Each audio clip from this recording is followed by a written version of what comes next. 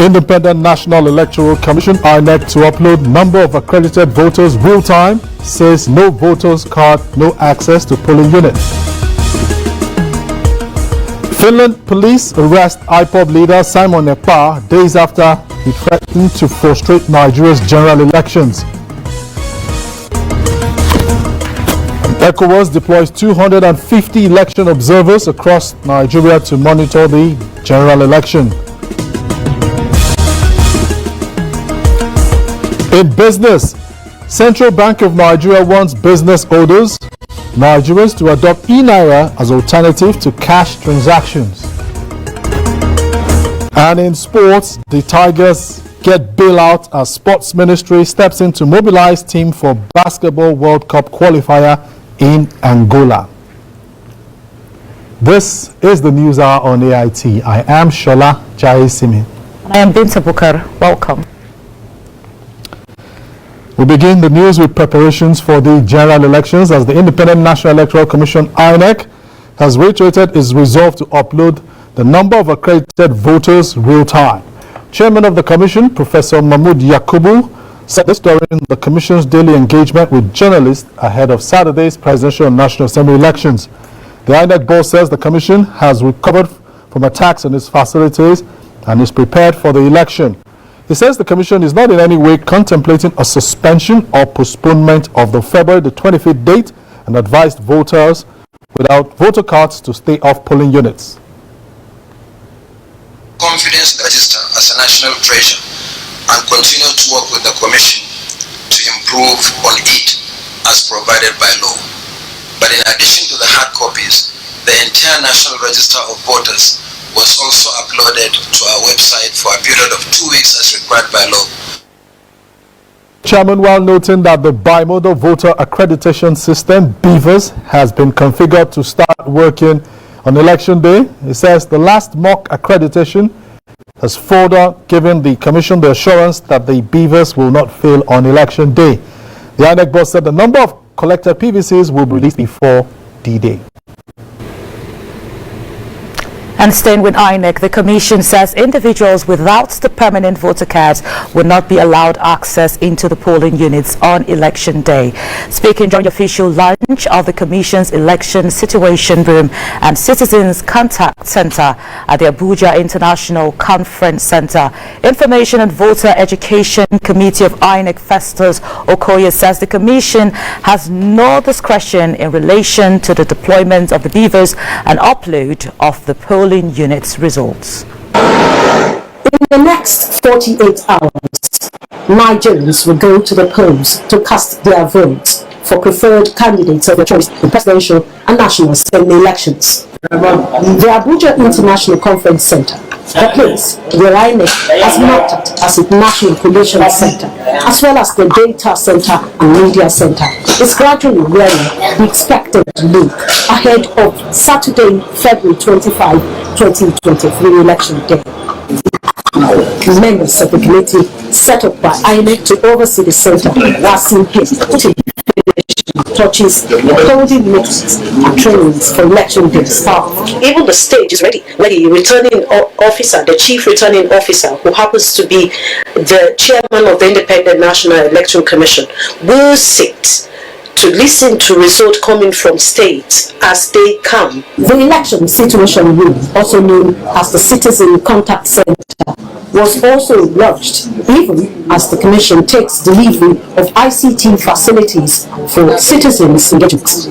National Commissioner of INEC, Festus Okoye, told the media to be circumspect in their reportage. We want to appeal to the media, and we also want to appeal to domestic election observers that it is only the Independent National Electoral Commission that has the constitutional and legal right to announce election results.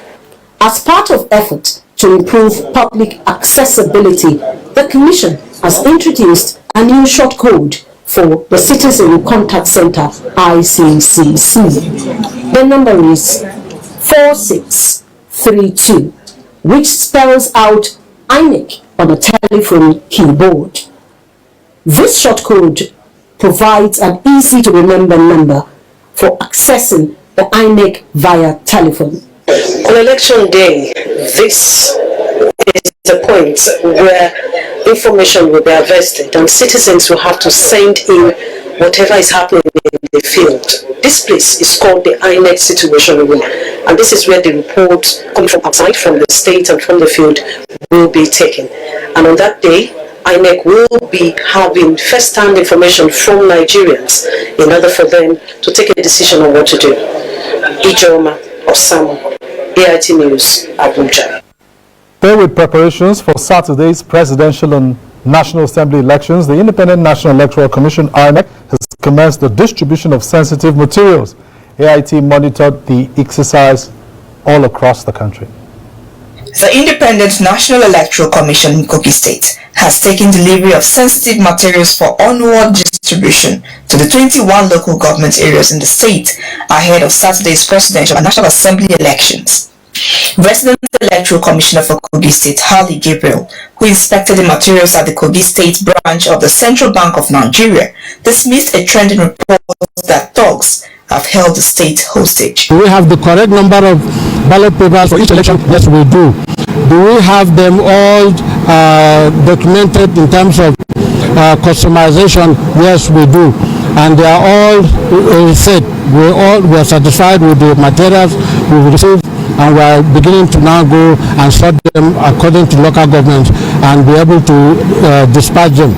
The Resident Electoral Commission in Imo State, Sylvia Agu, said that all sensitive materials have arrived over in readiness to move to local government areas for Saturday's election. The National Youth Service Corps has, however, withdrawn corps members trained to work as ad hoc staff in Olu, Osu, and Okigwe local government of Imo State in Saturday's presidential and National Assembly elections. But this man has information from EO Okigwe. He told me 26, all the corps members he trained had withdrawn. They said they cannot work, since we have resolved not to.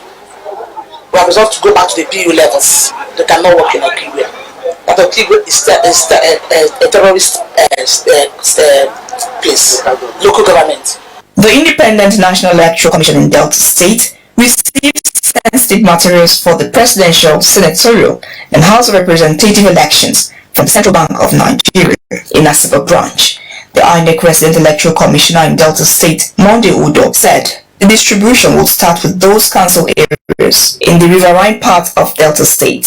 We are going to start with the far-flung local government areas like Burutu, Bomadi, Patani, Wari, Chale, and come down until we get to Shimule South. That is the last local government of PPC. We are hoping that everyone will cooperate with us so that we make this very seamless and fast, so that we don't run into bad light, because this thing must get to the local government in good light and secured. The Resident Electoral Commissioner in charge of Edo State, Obo Efanga, said from the local government areas, the materials will be taken to various registration area centers as journalists, election observers, and the various political party agents were on ground to monitor the distribution process. All the materials will get to the local government offices of INEC today, and they will use from today and the whole of tomorrow to arrange them to move to the RACs, the registration area centers, where people can overnight tomorrow, such that on election day on Saturday, early in the morning, the materials and the personnel are at the polling units. Ogun State has commenced the distribution of electoral materials to all the 20 local government areas of the state ahead of the February 25 election. INEC Resident Electoral Commissioner in Ogun State, Niyi Ijalaye, explained that the commission remains committed to credible election. We are the central bank, and our sensitive materials were lodged here, and we are going to be moving them today. We are about moving them to our respective local government areas. Because of its sensitivity, we have detachment of security agents or security officers who are here, and also all the party agents are here.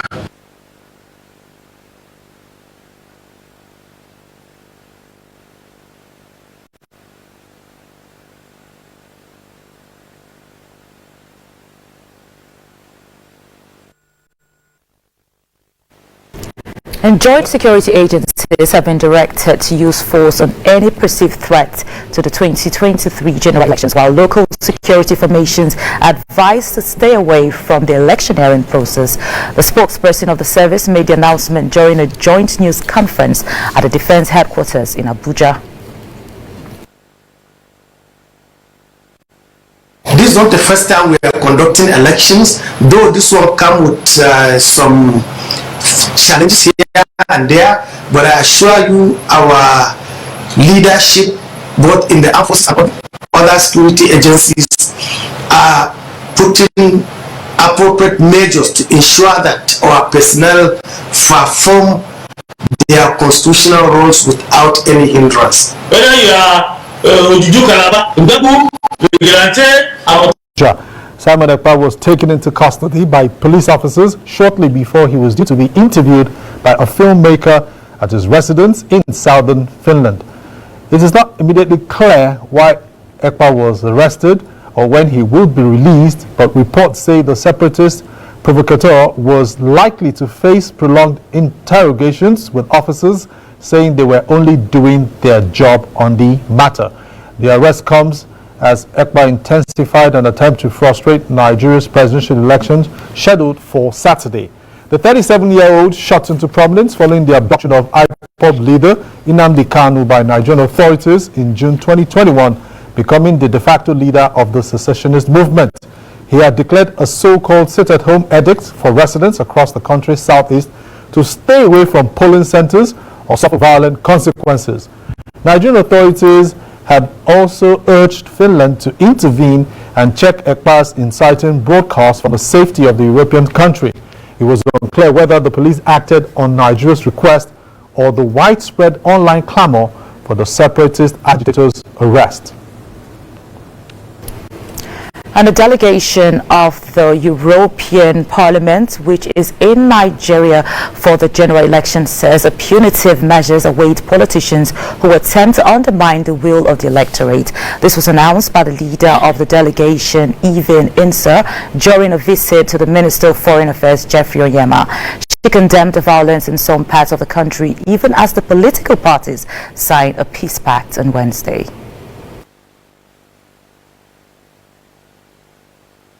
Yeah, definitely. The impunity, of course, when violence happens, there can never be impunity whenever or wherever violence takes place. So that's something that we, of course, continue stressing, and we take for granted that impunity will not exist when this kind of violence happens. And we hope, of course, that this will not take place more, and on the further steps we will come back on Monday on our proposals. Thank you. Either during election times or whatever. And for this sanctions that is there is justice. And the people have to be close to justice. And I think this is the only thing that we can say, and we expect justice. And at another event in Abuja, a community political engagement, a foremost American politician and former minority leader in Georgia Assembly of Representatives, Stacey Abrams, says Nigerian politicians must make service to the people their priority, even when not running for office. The other job was accountability. Even if I didn't hold power, my job was to hold those with power accountable. And I know that sometimes that is a dangerous action. It is dangerous to be the loudest voice in the room. Abrams is in Nigeria as part of the National Democratic and International Republican Institute joint team observing the general elections. Now, staying with more reports about the preparation for the elections, the Economic Community of West African States, ECOWAS, has deployed 250 election observers across the country with a mandate to be truthful and transparent in their monitoring of the presidential and National Assembly elections. The ECOWAS Commission President Omar Aliu Toure said this during a news briefing in Abuja to highlight the level of preparedness of the ECOWAS election observation team. As Nigerians head to the polls on Saturday, ECOWAS says its mission would give the best to the conduct of the presidential election. Democracy in Nigeria means democracy for the sub-region. It means democracy for the continent. So this is why ECOWAS attaches a lot of importance to these elections. and it accounts for the fact that we have deployed the largest mission in recent years with 250 observers, and with a budget that is quite significant. Torre charged the observers to shun fake news and be very factual despite challenges that may come their way. When we are looking at drivers of insecurity in West Africa or in Africa as a whole, fake news is considered one of those drivers. So let us be mindful that you will report the truth and nothing but the truth. Stability in Nigeria, democracy in Nigeria will eventually translate into security and democracy and good governance in our whole region. Head of the ECOWAS Election Observation Mission and former President of Sierra Leone, Ernest Koroma, expressed readiness and commitment by his team to ensure a smooth democratic process. The elections in Nigeria are not only about Nigeria. They go beyond Nigeria. They go beyond ECOWAS. They go beyond even the African continent. At the end of the day, we will have nothing but the best. Koroma said his team will work in synergy with INEC and security agencies within the framework of the electoral laws. This is the most exciting and competitive elections in Nigeria's democracy. ECOWAS says it has deployed 215 election observers across the country to ensure a smooth and transparent conduct that will deliver the mandates of the citizens. The regional body is, however, optimistic that the outcome of these elections will set the pace for future elections in the sub-region. It's Seme Ozekome, AIT News, Abuja.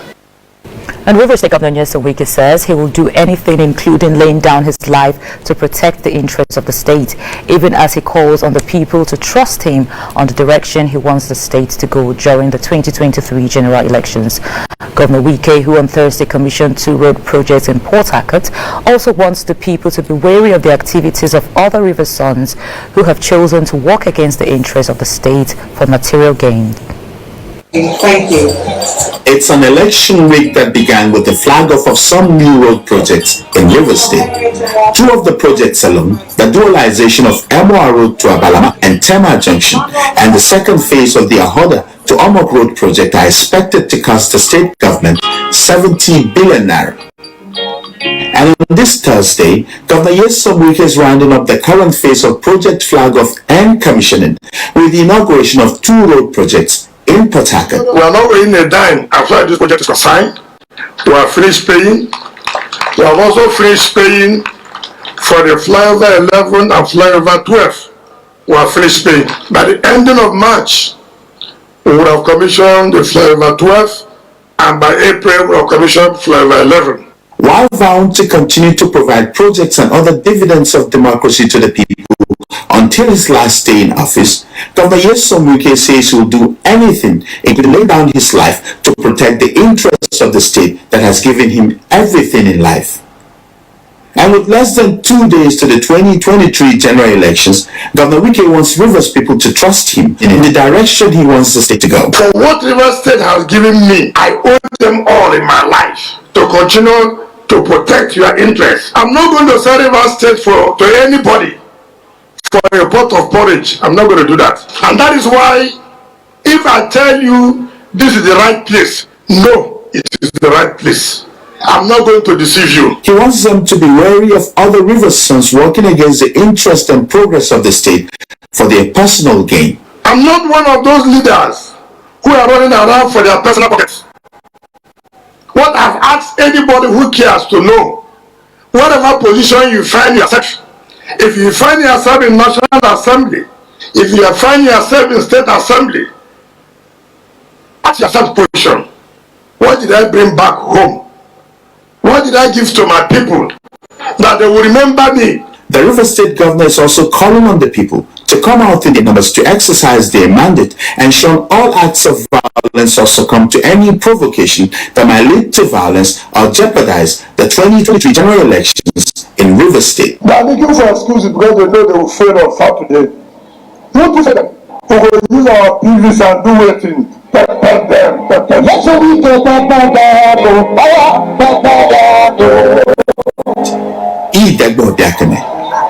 News Port.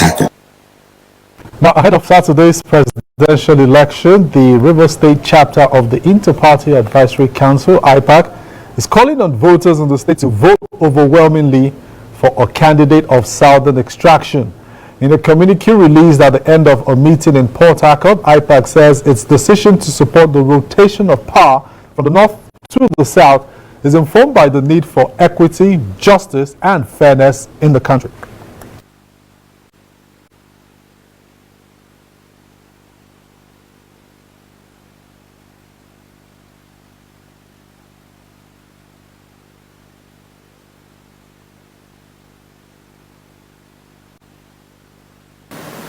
To this end, the Inter-Party Advisory Council IPAC Rivers State Chapter urges and encourages the electorate to vote overwhelmingly for a candidate of Southern extraction during the polls on Saturday, the 25th of February 2023.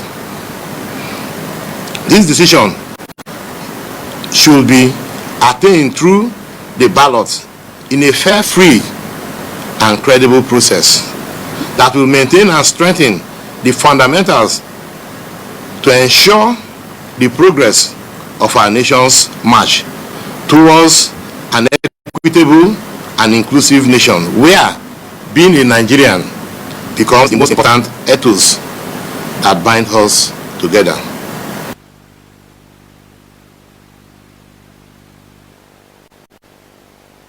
Let's now take you back to reports we brought earlier on that the Biafran separatist leader has been arrested in Finland days after threatening to frustrate Nigeria's general election. The arrest was confirmed to AIT by the Finnish embassy in Nigeria. Simon Ekpa was taken into custody by police officers shortly before he was due to be interviewed by a filmmaker at his residence in Lahti, southern Finland. It was not immediately clear why Ekpa was arrested or when he would be released, but report says the separatist provocateur was likely to face prolonged interrogation, with officers saying they were only doing their job.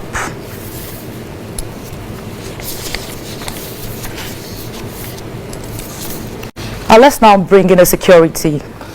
Okay, we have David Okoro. He is a security expert. He is the director at the Institute for Security and Governance Studies here in Abuja.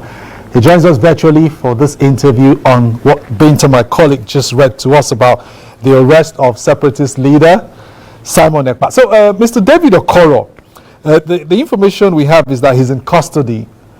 But from what you know as a security expert, how and why could the Finnish police have picked him up? Well, you know that